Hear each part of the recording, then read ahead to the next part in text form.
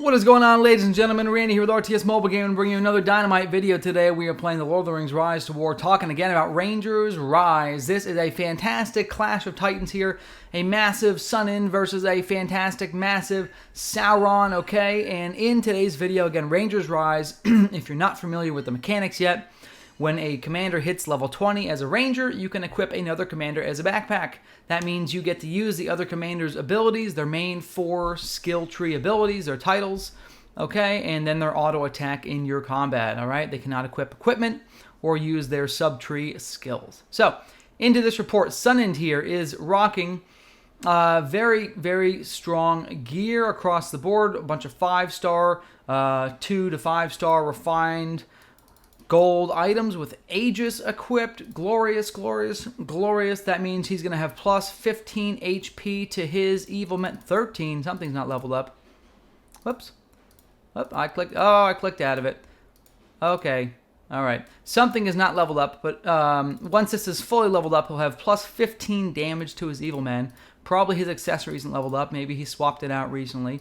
But you have 6 on the weapon, 3 on the chest, 3 on the helm, and another 3 on the accessory, okay? Very high plus damage here. The build is pretty standard, okay, with the bottom R0 and the R5 tree, okay?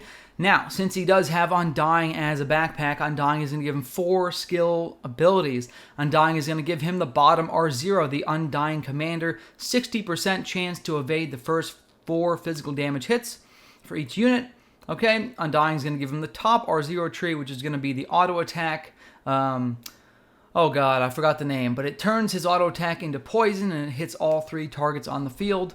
Okay, the Undertaker, there it is. Then you have the R3 tree, which is going to be the standard Ring Wraith skill, giving plus 30% burn, focus, and poison.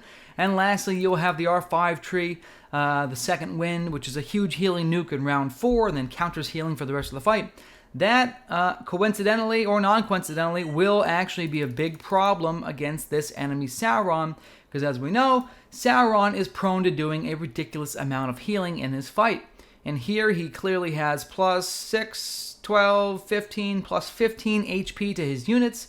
So that is a lot of health to heal for sure.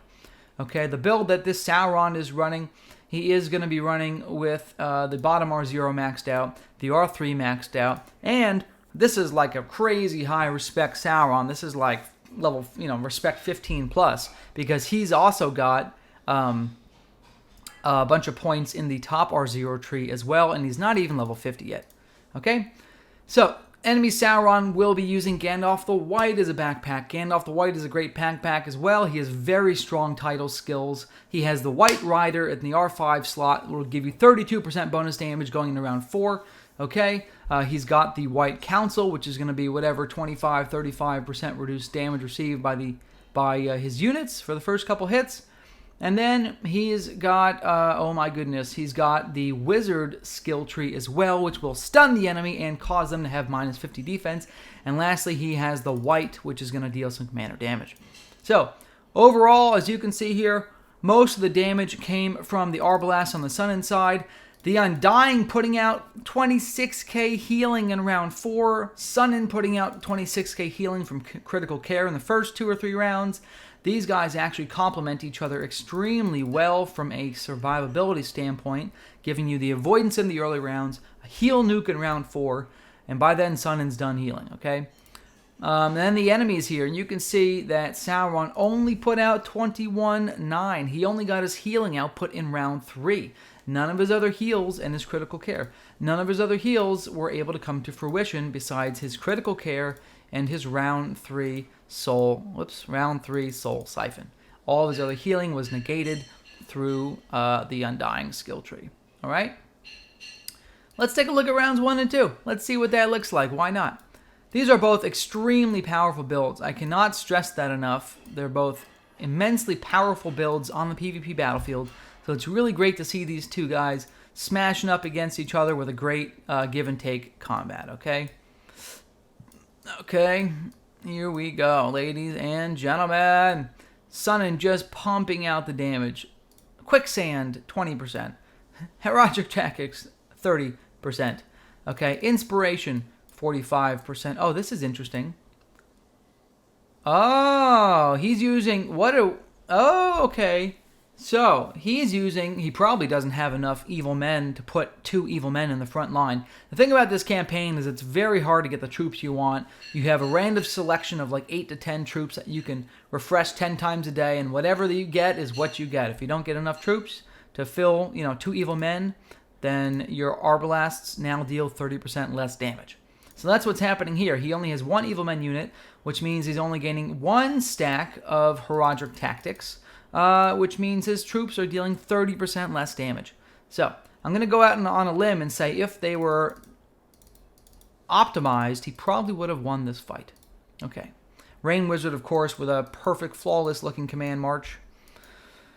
Okay, here we go into round 1, guys. Let's see what the damage looks like. Here goes the crossbowmen. Everyone has Aegis, so there should be no crowd control of any sort. Okay. Look at this. The Arbalast dodging the attack. I love it. I love it. Dragoons coming in hot and heavy. The Reaper's hitting the Arbalast. The avoidance did not trigger for that particular attack, unfortunately. Okay, here goes the Orc crossbowmen getting an attack out on the Dragoons. They did not get a double strike, did they? They did not get a double strike on the Orc crossbowmen here in round 1, folks. Did the Arbalast get a double strike? Oh, thank God they did. Okay, the Arbalasts have received double strike bonus. Okay, White Council is reducing damage to the Reapers here by a beautiful percentage that is 32.5% reduced damage for the first 4 hits from White Council. So, I mean, that's what I'm saying. Gandalf the White is also crazy tanky as well with the abilities he gives. White Council is beautiful. Then he gives great damage bonuses. I mean, it's fantastic. What a good fight. Look at this. Okay. White Council has faded after the first Arbalast hit. The second hit for 19-7, ladies and gentlemen. Plus a 5k kicker with Cunning. Look at that. Okay, so we have, oh God, how much damage is this? We have just under 50,000, what is this, like 47,000, 46,000 damage here from the Arbalest in round 1. Not too shabby, folks. Here we go, we're going to see Sauron's damage output right now as well. Okay, and here's the reserves healing these units, okay. Some good healing from Sunind. I mean, critical care is a big deal. This is Sunind's version of critical care, right? The reserve skill. It's very similar. So, critical care and the reserves are doing the bulk of the healing in this fight. All right. Sauron with Trembling Strike hitting for 6,300, ladies and gentlemen. Look at that. Another dodge by the Arbalasts. Overload for 2748. The Reapers got avoided. Look at that. The Arbalasts avoided the Reapers in round 2. Ladies and gentlemen, that avoidance is now gone, having played a fantastic winning combination there. They didn't quite win, though, but it was a good combination.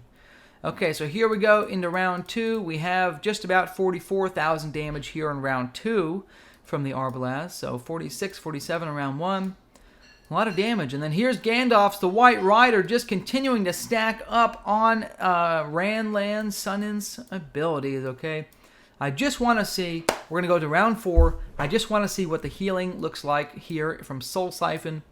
And I want to see what the healing looks like in the next round from Undying. So here we go. Soul Siphon hits the Orc crossbowmen, okay? They get reserves. They heal for 1,700. Then Soul Siphon hits the Dragoons, then Soul Siphon goes to the Reapers. Oh, this is all interesting to me. So the Dragoons get hit with Black Arts, so they can't heal. They already had an anti-heal bonus on from something else. Why couldn't they? Oh, shoot!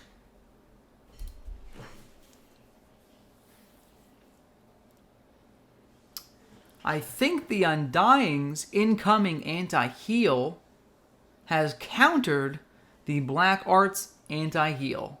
I think the fact that the Undying is already debuffed with the Dragoons as can't heal going into round 4 and onwards, they received that debuff at the beginning of the fight.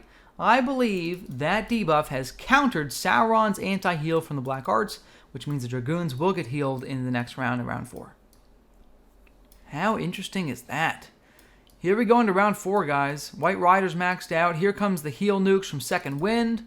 Okay, Dragoons getting hit for 13k. Arbalast getting hit for 13k and healing. What a glorious day, guys. This is such an interesting combo. I can't even tell you how excited I am to see this. Everybody, including myself, has been running Sunind with either Haldir or Gothmog or Celeborn as a backpack. And the fact that Ranlan has put the Undying as a backpack here has actually really piqued my interest. I have personally leveled up Undying this season to use him as a backpack. So he's at 37 right now. I could easily throw him on my level 45 Sunind and run a similar build. I'm a really big fan of that. I can't believe how well that worked. I mean, the Second Wind debuffs your own units in the pre-battle phase. So interesting. So interesting. But I mean, look, guys, that's the fight. If you guys liked this video and this analysis, please like and sub. I thought this was really fantastic, both sides. Again, props to the enemy Sauron for getting the victory there. Oh, here's Scald coming in for a W. Level 50 Sunind. Oh, these are two people who own the Lord cities, so they're Lords. They don't actually have the Ranger dual commander buffs. But anyways, what an interesting day. Like and sub, okay? Randy, out.